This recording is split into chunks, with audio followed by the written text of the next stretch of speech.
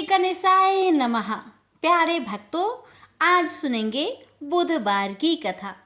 बुधवार का व्रत भगवान गणेश और बुद्ध देव जी को समर्पित होता है। इस व्रत के महत्व के अनुसार यह व्रत बुद्धि, व्यापार और धन की वृद्धि कराता है और बुध ग्रह से जुड़े दोषों को भी दूर करता है। मान्यता है कि इस व्रत को करने से जीवन में सुख समृद्धि आती है और मांगलिक कार्यों में बाधा नहीं आती। तो आइए भक्तों, हम सुनते हैं बुधवार गणेश जी की व्रत कथा। प्रेम से बोलिए गणेश भगवान जी की जय। एक बार एक नगर में एक मालिन रहती थी। उसके पति चल बसे थे। उसका एक 4 साल का पुत्र था। उसकी सास कठोर हृदय की स्त्री थी। वह बहू को बहुत तकलीफ देती थी। एक दिन सास ने बहू और पोते को घर से निकाल दिया। वे दोनों रोते हुए चलते चलते एक जंगल में जा पहुंचे। वहां एक बड़े पेड़ के नीचे बैठ गए। वहां से थोड़ी दूर पर एक गणेश जी का मंदिर था। वहां बहुत लोग गणेश जी के दर्शन करने आते थे। दर्शन करके गणेश जी को प्रसाद चढ़ाते, फिर वह प्रसाद सबको बांट देते थे। इस प्रसाद से माँ बेटे का गुजारा होने लगा। दोनों गणेश जी की पूजा पाठ में लग गए। एक दिन उन्होंने सोचा क्यों ना हम भी जंगल से फूल लाकर बेचें। वे रोज जंगल से फूल लाकर उसकी माला बनाकर बेचने लगे। साथ में पूजा की सामग्री और प्रसाद भी बेचने लगे। इससे उनको आमदनी होने लगी। गणेश जी की कृपा से आमदनी बढ़ने लगी। जल्दी ही उन्होंने एक मकान और एक दुकान बना लिया। एक राजा की लड़की मंदिर में रोज पूजा करने आती थी। मालिन के बेटे को देखकर राजकुमारी उस पर मोहित हो गई और उससे विवाह करने की सोचने लगी। उसने अपनी भाभी से अपने मन की बात कही। भाभी अनुभवी थी। उसने कहा, ये तो मालिन का बेटा है और तुम एक राजा की बेटी हो। यदि तुमने उससे विवाह किया तो तुम्हारी बहुत बेइज्जती होगी। पर राजकुमारी अपनी बात पर अड़ी रही। उसने कहा, मैंने तो प्रतिज्ञा कर ली है कि उसी से विवाह करूंगी। भाभी ने घर जाकर सारी बात राजा को बता दी। राजा ने मना नहीं किया और विवाह के लिए तैयार हो गए। उन्होंने बड़े धूमधाम से बेटी का विवाह मालिन के बेटे के साथ कर दिया। मालिन ने सबसे पहले बेटे बहू को गणेश जी के मंदिर में ले जाकर पूजा पाठ करवाया और गणेश जी का आशीर्वाद दिलवाया। इसके बाद पूरे नगर में यह बात फैल गई कि गणेश जी की पूजा करने से सब दुख कष्ट दूर हो जाते हैं। यह बात सुनते ही नगर के सभी लोग मंदिर आने लगे। मालिन और उसके बेटे की बिक्री और बढ़ गई। उधर उसकी सास के बुरे दिन आ गए। अन्नदाता उससे रूठ गई और वह भूखे मरने लगी। एक दिन वह रोती धोती उसी गणेश जी के मंदिर में आ पहुंची। वह मालिन के बेटे से बोली, मैं भूखी हूँ, मुझे रोटी कपड़ा दे देना, इसके बदले मैं तुम्हारे सारे काम कर दूंगी। लड़के को दया आ गई और उसे काम पर रख लिया। उसने अपनी दादी को नहीं पहचाना। जब मालिन घर आई तो उसने सास को पहचान लिया। वह सास से बोली, सासू जी आप यहाँ कैसे? सास ने पोते की तरफ इशारा करके कहा, मेरी इस सेठ के यहाँ नौकरी लग गई है। बहू बोली, यह आपका पोता है और यह घर भी आपका ही है, यह दुकान भी आपका ही है। जब आपने हमें घर से निकाला तब गणेश जी ने हमारी रक्षा की। बहू की बात सुनकर सास बोली, मेरी करनी मैंने भोग ली। बहू बोली, सासू जी अब आप हमारे यहाँ रहो और पोते का सुख देखो। हे गणेश जी महाराज, जैसा सुख आपने मालिन को दिया वैसा ही सुख सबको देना। प्रेम से बोलिए गणेश भगवान की जय। समतापुर नगर में मधुसूदन नाम का एक धनी व्यक्ति रहता था। मधुसूदन का विवाह 1 मास पहले ही बलरामपुर नगर की सुंदर लड़की जिसका नाम था संगीता, उसी से हुआ था।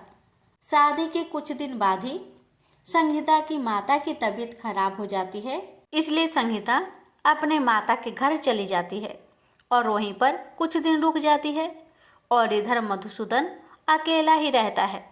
जब संगीता की माता का तबीयत ठीक हो जाता है तो मधुसूदन बुधवार के दिन ही अपने पत्नी को लेने के लिए बलरामपुर के लिए रवाना हो जाता है।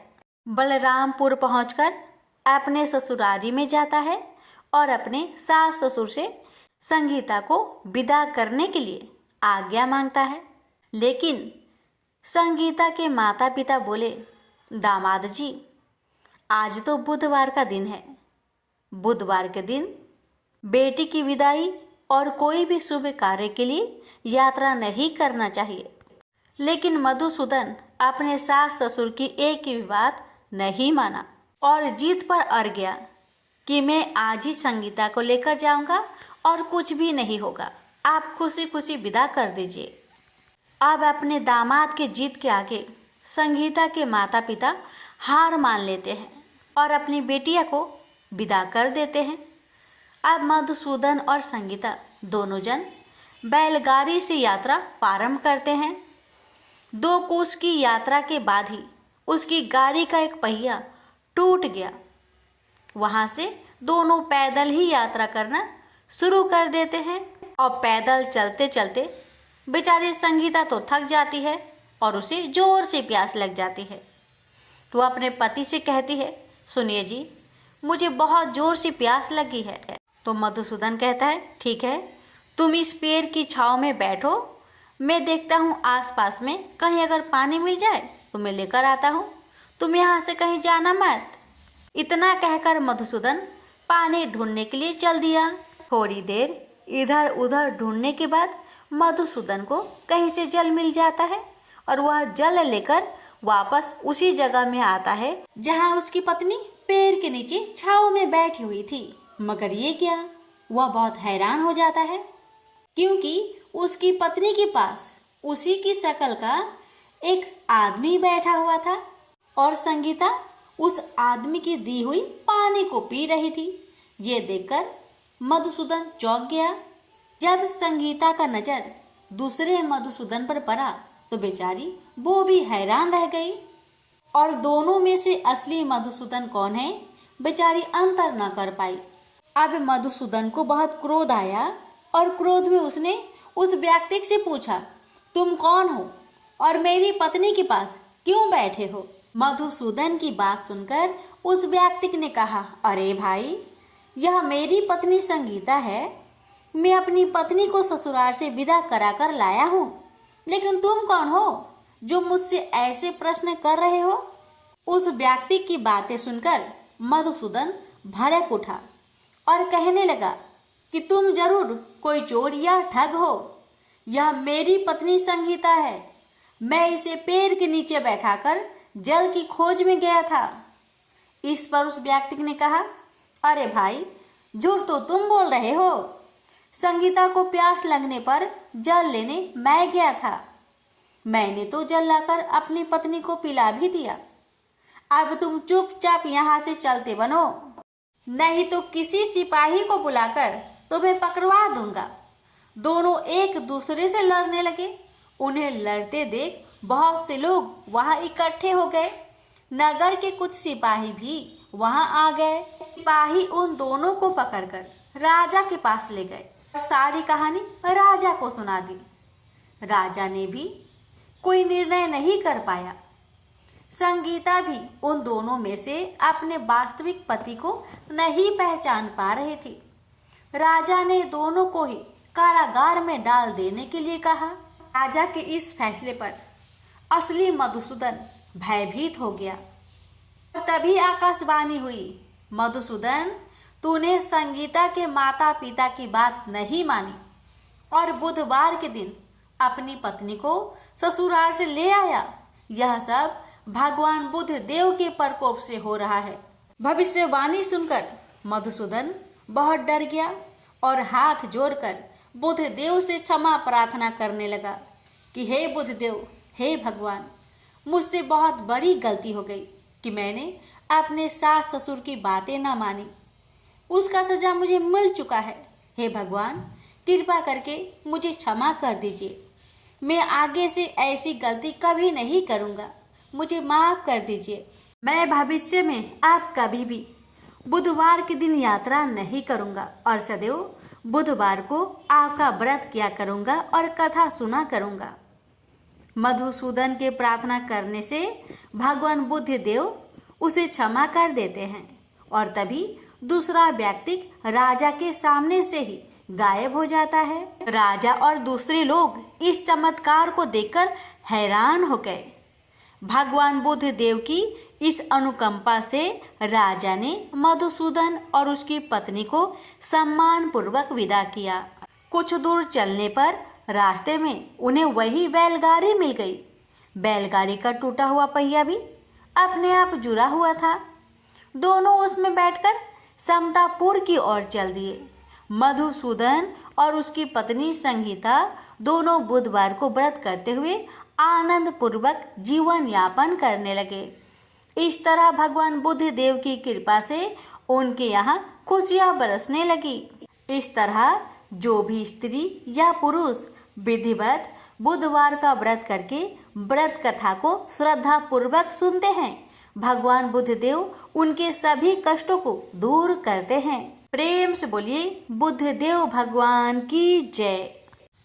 एक बार गणेश जी एक छोटे से बालक के रूप में एक चम्मच में चावल और दूसरे चम्मच में दूध लेकर निकले। वो हर किसी से कह रहे थे कि कोई मेरे लिए खीर बना दो, कोई मेरे लिए खीर बना दो। एक बुढ़िया माई बैठी हुई थी।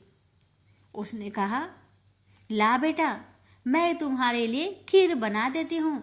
इतना कहकर बुढ़िया माई अपने कमरे में जाकर छोटे छोटे 2 कटोरी लेकर आती है। तब भेष रूपी गणेश जी कहने लगे, दादी माँ, छोटी सी बर्तन से क्या होगा? आपके घर में जो सबसे बड़ा बर्तन हो उसी को लेकर आओ। बुढ़िया माई मुस्कुराकर बच्चे के मन रखने के लिए, उसके खुशी के लिए अपने घर की सबसे बड़ा बर्तन लेकर बाहर आई और बालक गणेश के सामने रख दिया। अब तो बुढ़िया माई की आंखें फटी की फटी रह गई। वह जो थोड़े से चावल थे, 1 चम्मच चावल उस बर्तन में डालते ही बर्तन चावल से भर गया और दूसरे बर्तन में 1 चम्मच का दूध डालने से ही बर्तन दूध से भर गया। ये सब देख बुढ़िया आश्चर्य में पड़ गई। अब इतना होने के बाद भेष रूपी गणेश जी कहते हैं, दादी माँ, मैं नहाकर आता हूँ, आप खीर को बनाकर तैयार कर लो। जब बुढ़िया माई बड़े ही प्यार से खीर को बनाया, बूढ़ी माई के पोते पोती खीर खाने के लिए रोने लगे। बुढ़िया ने कहा, गणेश जी, आपके भोग लगे। इतना कहकर चूल्हे में थोड़ी सी खीर डाली और अपने दोनों बच्चों को कटोरी भर भर कर खीर दे दिया। बूढ़ी माई की पड़ोसन ऊपर से देख रही थी, तो बुढ़िया माई ने सोचा ये पड़ोसन जरूर चुगली कर देगी। तो बुढ़िया माई ने उसे भी 1 कटोरा खीर भरकर उसे भी पकड़ा दिया। अब होता है ये कि बेटे की बहू चुपके से आई और 1 कटोरा खीर लेकर बड़े प्रेम से खाई और कटोरा को चक्की के नीचे छुपा दिया। अभी भी गणेश जी नहीं आए थे। बुढ़िया माई को भी भूख लग रही थी।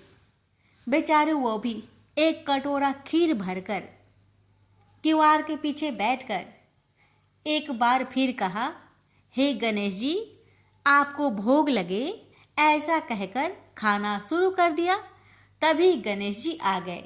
तो बुढ़िया माई कहने लगी, आजा रे गणेशिया, खीर खा लो, मैं आपके ही राह देख रही थी। गणेश जी ने कहा, दादी माँ, मैंने खीर पहले ही खा ली है। तो बुढ़िया माई ने कहा, कब खाई? गणेश जी कहने लगे, जब आपके पोते पोती ने खीर खाई तब मैंने खाई थी। जब आपकी पड़ोसन ने खाई थी तब भी मैंने खाई थी। और जब बूढ़ी माँ आपकी बहू ने खाई तब भी मैंने खाई थी। और अब जब आप खा रही हो तो मेरा पेट पूरी तरह से भर गया है। तो बुढ़िया माई कहने लगी, बेटा, तुम्हारी सब बात सच है, पर मैं कैसे मानूं कि मेरी बहू ने खीर खाई? बेचारी सुबह से काम में लगी रही है, तो फिर उसने कब खाई? गणेश जी ने कहा, चक्की के नीचे जाकर देख, जूठा कटोरा पड़ा है जो तेरी बहू ने खाकर छुपा के रखी है, और तूने तो मेरे लिए भोग भी लगाया था, और तुम्हारी बहू ने वैसे ही खा गई। बूढ़ी माई ने कहा, बेटा यह घर की बात है, घर में ही रहने दो। अब बताओ कि बची हुई खीर का मैं क्या करूं? बेसरूपी गणेश जी ने कहा, नगरी जिमा दो। बुढ़िया ने पूरी नगरी जिमा दी, लेकिन फिर भी गणेश जी की कृपा से खीर पूरा की पूरा भरा ही था। राजा को पता लगा कि बुढ़िया के पास जादुई बर्तन है, तो राजा ने बुढ़िया माई को महल में बुलवाया और कहा, क्यों रे बुढ़िया, यह खीर वाली बर्तन तुम्हारे घर में शोभा नहीं देता है, ये तो हमारे महल में शोभा देगा। तो बुढ़िया ने कहा, राजा जी अगर आपको खीर का बर्तन लेना है तो ले लो। अब तो राजा लालच में पड़कर बुढ़िया माई के खीर के बर्तन को मंगवा लिया। खीर के बर्तन महल में लाते ही कीड़े मकोड़े बिच्छू कछले हो गए और खीर से दुर्गंध आने लगी। यह देखकर राजा ने बुढ़िया से कहा कि हे बुढ़िया, क्या तुम जादू टोना जानती हो?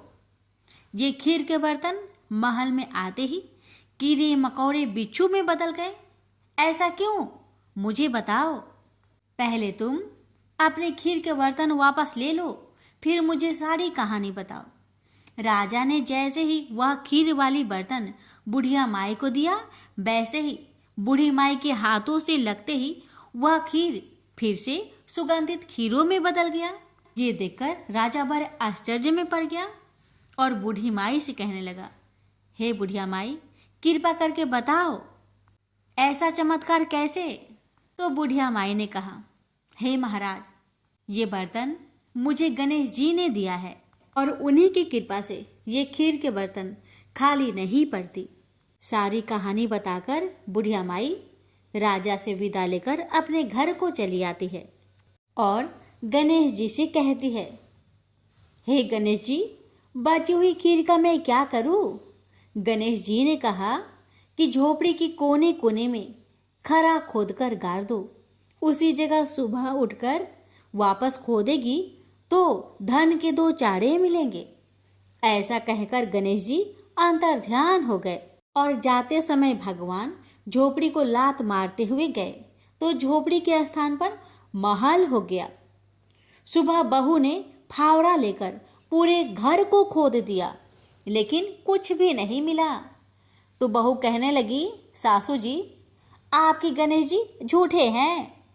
तो सास ने कहा, बहू, मेरे गणेश झूठो नहीं है, ला मैं देखूं। वह सुई लेकर खोजने लगी तो टन टन कर 2 धन के चाड़े निकल आए। बहू ने कहा, सासू जी, आपके गणेश तो साचो ही हैं। सास ने कहा, गणेश जी तो भावनाओं के भूखे हैं। यह गणेश जी जैसे आपने बुढ़िया माई को दिया, वैसे सबको देना। विनायक जी की कहानी कहने वाले, हुक्कार भरने वाले और आसपास के सुनने वाले सबको देना। प्रेम से बोलिए, जय श्री गणेश। पौराणिक कथा के अनुसार एक समय की बात है कि भगवान विष्णु का विवाह माता लक्ष्मी जी के साथ निश्चित हुआ। विवाह की सभी तैयारी होने लगी। सभी देवी देवताओं को निमंत्रण भेजे गए, लेकिन भूलवश गणेश जी को निमंत्रण देना रह गया था।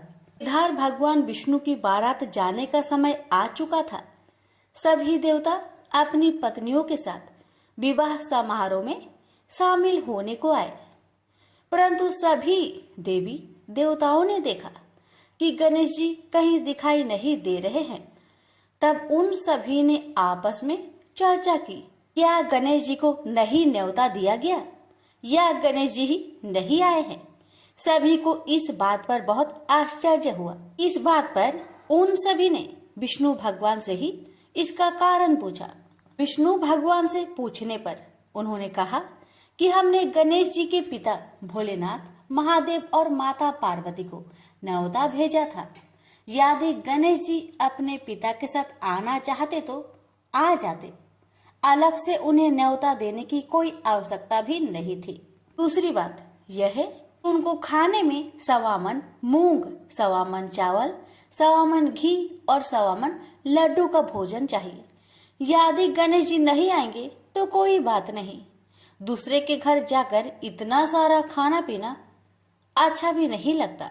इतना वार्ता कर ही रहे थे कि किसी एक ने सुझाव दिया, यदि गणेश जी आते तो उनको द्वारपाल बनाकर बैठा सकते थे कि आप घर की याद रखना। आप तो चूहे पर बैठकर धीरे धीरे चलोगे तो बारात में बहुत पीछे रह जाओगे। यह सुझाव सबको पसंद आ गया तो फिर विष्णु भगवान ने भी अपनी सहमति दे दी। तब गणेश जी को निमंत्रण देकर आमंत्रित किया और उनको समझा बुझाकर घर की रखवाली करने को बैठा दिया गया। बारात चल दी। तब नारद जी ने देखा कि गणेश जी तो दरवाजे पर ही बैठे हुए हैं, तो वे गणेश जी के पास गए और रुकने का कारण पूछा। गणेश जी कहने लगे कि विष्णु भगवान ने मेरा बहुत अपमान किया है। नारद जी ने कहा कि आप अपनी मूषक सेना आगे भेज दो तो वह रास्ता खोद देगी, जिससे उनके वाहन धरती में धंस जाएंगे। तब आपको सम्मान पूर्वक बुलाना पड़ेगा। अब तो गणेश जी ने अपनी मूषक सेना को आदेश दिया, जाओ, और सेना ने जमीन पोली कर दी।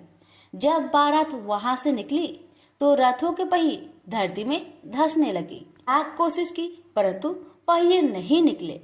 सभी ने अपने अपने उपाय किए परंतु पहिए तो नहीं निकले, बल्कि जगह जगह से टूटने लगे। किसी को समझ में नहीं आ रहा था कि अब क्या किया जाए। तब तो नारद जी ने आकर कहा, आप लोगों ने गणेश जी का अपमान किया, जिस कारण यह विघ्न आ रहे हैं। यदि उन्हें मनाकर लाया जाए तो आपका कार्य सिद्ध हो सकता है और यह संकट टल सकता है। शंकर भगवान ने अपने दूत नंदी को भेजा और वे गणेश जी को लेकर आए। गणेश जी का आदर सम्मान के साथ पूजन किया गया।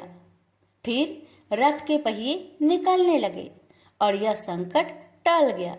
अब रथ के पहिए निकल तो गए परंतु वे टूट फूट गए थे, तो उन्हें सुधारे कौन। पास के खेत में एक खाती काम कर रहा था। उसे बुलाया गया। खाती अपना कार्य करने से पहले श्री गणेशाय नमः कहकर गणेश जी की वंदना मन ही मन करने लगा। देखते ही देखते खाती ने सभी पहियों को ठीक कर दिया। तब खाती कहने लगा कि हे देवताओं, आपने सर्वप्रथम गणेश जी को नहीं मनाया होगा और न ही उनकी पूजन की होगी, इसलिए तो आपके साथ यह संकट आया है। मैं तो मूर्ख अज्ञानी हूँ, फिर भी पहले गणेश जी को पूजते हैं, उनका ध्यान करते हैं। आप लोग तो देवगण हैं, फिर भी आप गणेश जी को कैसे भूल गए। अब आप लोग भगवान श्री गणेश जी की जय बोलकर जाए तो आपके सब काम बन जाएंगे और कोई संकट भी नहीं आएगा। ऐसा कहते हुए बारात वहां से चल दी और विष्णु भगवान का लक्ष्मी जी के साथ विवाह संपन्न करा के सभी सकुशल घर लौट आए। हे गणेश जी महाराज, आपने विष्णु को जैसा कार्य सरियो ऐसा कार्य सबको सिद्ध करिजो। बोलिए गजानन भगवान की जय। एक गांव था जिसमें एक सेठ जी अपने परिवार के साथ रहते थे। सेठ जी का गांव के पास के ही शहर में बड़ा व्यापार था। सेठ जी गणेश जी की पूजा श्रद्धा एवं विश्वास से करते थे, जिससे सेठ जी के घर में अन्न धन के भंडार सदैव ही भरे रहते थे। उनके जीवन में किसी भी प्रकार की कोई कमी नहीं थी। नित्य प्रतिदिन नियम अनुसार रोज वो नदी पर नहाने जाते और आकर गणेश जी का पूजन करते, उन्हें भोग लगाते और फिर स्वयं भोजन करते थे। यह बात सेठानी जी को अच्छी नहीं लगती थी। वो धार्मिक नहीं थी और ईश्वर में इतना विश्वास नहीं रखती थी। एक बार सेठानी जी ने सोचा कि यह इतना गणेश जी को मानते हैं, गणेश जी की पूजा करते हैं, इससे होता क्या है? आज तो देखती हूँ वो कैसे गणेश जी की पूजा करते हैं। अगले दिन जब सेठ जी नदी पर नहाने जाते हैं तो सेठानी जी गणेश जी की मूर्ति को उठाकर, मूर्ति को कपड़े से ढककर बगीचे में जमीन में दबा देती है। जब सेठ जी नदी पर से नहाकर घर आते हैं और देखते हैं कि गणेश जी की मूर्ति तो मंदिर में नहीं है, तो वो सेठानी से पूछते हैं, गणेश जी की मूर्ति मंदिर में नहीं है, कहाँ गई? तो सेठानी जी बोलती है, मुझे नहीं मालूम, मूर्ति को घर में बहुत ढूंढाते हैं। उस दिन क्योंकि वो गणेश जी को भोग नहीं लगा पाए, इसके लिए सेठ जी ने अन्न जल का भी त्याग कर दिया और गणेश जी से प्रार्थना करने लगे, हे प्रभु, लगता है आप मुझसे रुष्ट हो गए हो और कहीं चले गए हो। आप अपनी कृपा दृष्टि मुझ पर बरसाइए। ये प्रभु, मुझे दर्शन दीजिए। सेठ जी ने मन ही मन सोचा कि आपसे जब तक आप मुझे मिल नहीं जाते, मुझे दर्शन नहीं दे देते, तब तक मैं अन्न जल का त्याग करता हूँ। उस दिन पूरा निकल गया। रात्रि में सेठ जी की भक्ति से प्रसन्न होकर गणेश जी भगवान ने सपने में गणेश जी भगवान एक छोटे से चूहे के साथ खेल रहे होते हैं और चूहे को खाने को लड्डू देते हैं। चूहा लड्डू लेकर बगीचे में जाता है और जमीन को खोदता है और लड्डू वहीं डाल देता है। अचानक सेठ जी की नींद खुल जाती है। सेठ जी बगीचे में जाते हैं और वहीं खोदते हैं जहां उन्होंने सपने में देखा था, और वहीं से उनको थोड़ी सी जमीन खोदने पर कपड़े में लिपटे हुए गणेश जी की मूर्ति मिलती है। सेठ जी गणेश जी की मूर्ति की पूजा करके उनको यथास्थान स्थापित करते हैं और सेठानी के पूछने पर सारा वृत्तांत उन्हें सच सच बताते हैं। बात जानकर सेठानी जी को आश्चर्य होता है और सेठानी जी मन ही मन श्रद्धा एवं विश्वास से गणेश जी भगवान की भक्त बन जाती है और सेठ जी से कहती है कि मुझसे बड़ा भारी अपराध हो गया है। अब हम दोनों पति पत्नी प्रेम सहित गणेश जी भगवान की आराधना करेंगे एवं उनकी पूजा में कभी कोई कमी नहीं आने देंगे। यह सुनकर सेठ जी अत्यधिक प्रसन्न हो जाते हैं और दोनों पति पत्नी गणेश जी भगवान को धन्यवाद करते हैं। जय बोलो, गणेश जी भगवान की जय हो, सदा ही जय हो। प्रभु अपनी अनुकंपा सेठ सेठानी के समान ही हम सभी पर बनाए रखना। कहानी सुनने वालों की सभी मनोकामनाएं पूर्ण करना। एक बार गणेश जी एक बहुत सुंदर गांव से गुजर रहे थे। इस गांव के खेत हरे भरे थे। सुबह का समय था। ठंडी पवन का आनंद लेते हुए गणेश जी मूषक पर सवार होकर चले जा रहे थे। इतने में वह एक खेत से गुजरे तो आनंदवश फसलों में हाथ फिरा दिया। गणेश जी के ऐसा करने से उस फसल के कुछ दाने हाथ में आ गए। अब गणेश जी को पछतावा हुआ कि उन्होंने तो चोरी कर ली। भले ही उन्होंने जानबूझकर नहीं चुराया, लेकिन अब फसल के दाने तो उनके हाथ में आ गए। गणेश जी ने गिने तो वह 12 थे। अब गणेश जी ने उस खेत के मालिक को खोजा और उन सेठ जी के यहाँ 12 साल की नौकरी पर लग गए। एक दिन सेठानी राख से हाथ धोने लगी तो गणेश जी ने सेठानी का हाथ पकड़कर मिट्टी से हाथ धुलवा दिया। सेठानी ने सेठ जी से शिकायत की और कहा कि देखो, नौकर ने मेरा हाथ पकड़ लिया। सेठ जी ने गणेश को बुलाकर पूछा कि तुमने सेठानी का हाथ क्यों पकड़ा? गणेश जी ने बोला कि मैंने तो बस ये कह रहा था कि राख से हाथ धोने से घर की लक्ष्मी नाराज होकर घर से चली जाती है और मिट्टी से हाथ धोने से आती है। सेठ जी ने सोचा कि गणेश ठीक कह रहा है। थोड़े दिनों बाद कुंभ का मेला आया। सेठ जी ने कहा, गणेश, सेठानी को कुंभ के मेले में स्नान करा कर ले आओ। सेठानी किनारे पर बैठकर नहा रही थी, तो गणेश जी उनका हाथ पकड़कर आगे डुबकी लगवा लाए।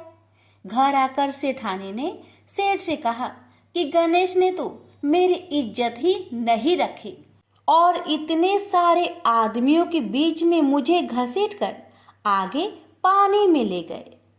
तब सेठ जी ने गणेश जी से पूछा कि ऐसा क्यों किया? तो गणेश जी ने कहा कि सेठानी किनारे बैठकर गंदे पानी से नहा रही थी, तो मैं आगे अच्छे पानी में डुबकी लगवा कर ले आया। इससे अगले जन्म में बहुत बड़े राजा और राजपाट मिलेगा। सेठ जी ने सोचा कि गणेश ठीक कह रहा है। एक दिन घर में पूजा पाठ हो रही थी, हवन हो रहा था। सेठ जी ने गणेश को कहा कि जाओ सेठानी को बुलाकर ले आओ। गणेश सेठानी को बुलाने गए तो सेठानी काली चुनरी ओढ़कर चलने लगी, तो गणेश जी ने काली चुनरी फाड़ दी और कहा कि लाल चुनरी ओढ़ के चलो। सेठानी नाराज होकर सो गई। सेठ जी ने आकर पूछा, क्या बात है? तो सेठानी बोली कि गणेश ने मेरी चुनरी फाड़ दी। सेठ जी ने गणेश को बुलाकर बहुत डांटा, तो गणेश जी ने कहा, पूजा पाठ में काला वस्त्र नहीं पहनते हैं, इसलिए मैंने लाल वस्त्र के लिए कहा। काला वस्त्र पहनने से कोई भी शुभ काम सफल नहीं होता है। फिर सेठ जी ने सोचा कि गणेश है तो समझदार। एक दिन सेठ जी पूजा करने लगे तो पंडित जी ने बोला कि वो गणेश जी की मूर्ति लाना भूल गए, अब क्या करें? तो गणेश जी ने बोला कि मेरे को ही मूर्ति बनाकर विराजमान कर लो, आपके सारे काम सफल हो जाएंगे। यह बात सुनकर सेठ जी को भी बहुत गुस्सा आया और वे बोले कि तुम तो अब तक सेठानी से ही मजाक करते थे, मेरे से भी करने लगे। तो गणेश जी ने कहा, मैं मजाक नहीं कर रहा हूँ, मैं सच बात कह रहा हूँ। इतने में ही गणेश जी ने गणेश जी का रूप धारण कर लिया और सेठ और सेठानी ने ही गणेश जी की पूजा की। पूजा खत्म होते ही गणेश जी अंतर ध्यान हो गए। सेठ सेठानी को बहुत धोखा हुआ और उन्होंने कहा कि हमारे पास तो गणेश जी रहते थे और हमने उनसे इतना काम करवाया। तो गणेश जी ने सपने में आकर सेठ जी को कहा कि आपके खेत में से मैंने 12 अनाज के दाने तोड़ लिए थे, उसी का दोष उतारने के लिए मैंने आपके यहाँ काम किया था। सेठ जी की करोड़ों की माया हो गई। हे गणेश जी महाराज, जैसा सेठानी को दिया वैसा सबको देना, कहते को सुनते को और सारे परिवार को दे देना। जय श्री गणेश जी। एक बार पथवारी माता पाल और विनायक जी में झगड़ा हो गया। सब आपस में स्वयं को बड़ा बताने लगे। इतने में एक ब्राह्मण का लड़का आया। पाल, पथवारी, गजानन जी ने उसे रोका और कहा, लड़के रुक जा और हमारा न्याय कर। लड़का बोला, मैं कल वापस आऊंगा तब न्याय करूंगा। घर आकर लड़के ने माँ से कहा, माँ, मुझे कल पाल, पथवारी माता, विनायक जी का न्याय चुकाना है। तो माँ ने कहा, बेटा सबको बड़ा बता देना। दूसरे दिन लड़का वहां गया और बोला, पाल माता, आप बड़ी हो, क्योंकि हर व्यक्ति आता है और स्नान ध्यान करके शुद्ध होकर जाता है और आप सबकी रक्षा करती हैं। हे पथवारी माता, आप सबसे बड़ी हो, क्योंकि कितने भी तीर्थ धर्म ध्यान कर ले पर आपकी पूजा किए बिना उनका कार्य पूर्ण नहीं होता। आप जीवित को भी तारती हैं और मरने के बाद भी उद्धार करती है। पथवारी माता पथ की धारिणी, इसलिए आप बड़ी हो। अब विनायक जी से लड़का बोला, सबसे पहले शुभ काम में आपको ही मनाया जाता है। आपको ध्याये बिना कोई काम सिद्ध नहीं होता, इसलिए आप बड़े हो। पाल माता, पथवारी माता, विनायक जी भगवान लड़के की चतुराई से प्रसन्न हो गए और बोले, लड़के तुमने तो हम सबको बड़ा कर दिया। उसको सुखी रहने का आशीर्वाद दिया और जौ के दाने उसके अंगोछे में डाल दिया। लड़का सोचने लगा, ये तो घाटे का सौदा रहा। सारा दिन खराब कर न्याय किया और इतने से जौ मिले। उदास मन से घर आकर अंगोछा एक कोने में डाल दिया। माँ ने अंगोछा उठाया तो उसमें से हीरे मोती बिखर गए। तो माँ बोली, बेटा न्याय करके क्या लाया है? लड़का बोला, माँ कोने में जो पड़ा है देख लो। वहां गई, देखा हीरे मोती का ढेर लगा है। हीरे मोती जगमगा रहे हैं। माँ अत्यधिक प्रसन्न हो गई। माँ ने बेटे को बुलाया और कहा, बेटा आज तो पाल माता, पथवाड़ी माता, विनायक जी भगवान आज तो हम पर प्रसन्न हुए हैं। माँ बेटे बहुत प्रसन्न हुए। हे भगवान, जैसा पाल माता, पथवाड़ी माता, विनायक जी भगवान ने लड़के को दिया वैसे सबको देना। कहानी कहने सुनने हुक्कर भरने वालों को सुख समृद्धि धन्य धान्य देना। प्रेम से बोलिए, पाल पथवाड़ी विनायक भगवान की जय। बुद्धदेव की जय। जय श्री गणेश।